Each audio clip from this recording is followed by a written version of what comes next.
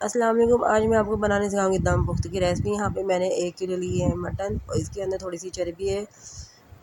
गोश्त को आपने सबसे पहले अच्छी तरह से धोकर ड्राई कर लेना है, ठीक है। यहाँ पे आपने चर्बी को सबसे पहले कुकर के अंदर फैला देना है। इसकी जगह आप कच्ची मिट्टी की भी इस्तेमाल कर सकती हैं, हंडिया दूसरी हंडिया भी इस्तेमाल कर सकते हैं। यहाँ पे मैंने अच्छी तरह से चर्बी को फैला दिया है। नीचे और ऊपर गोश्त डाल दिए, आलू डाल दिए, 6 आलू दिए हैं। तो आलू को अच्छी तरह से धो दिए, छिलके नहीं उतारे हैं और आपने छिलके भी नहीं उतारने ताकि आलू हमारे टूटे ना। यहाँ पे 2 से 3 मैंने टमाटर कटिंग करके डाले हैं, लहसुन डालें, अदरक डालें, 3 से 4 हरी मिर्चें डालें, प्याज डालें 2 मीडियम साइज़ के। ऊपर मैंने गोश्त की तह लगा दी है।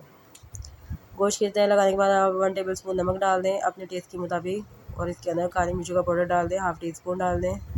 जीरा डाल दें कुटा हुआ दरदरा करके, half tea spoon. Cooking oil half cup. इसकी जगह आप घी भी इस्तेमाल कर सकते हैं। अगर चर्बी ज़्यादा है तो आप कुकिंग ऑयल और घी को स्किप भी कर सकते हैं। इसके अंदर 1.5 गिलास मैंने पानी डाला है और इसको आप वेट लगा दें।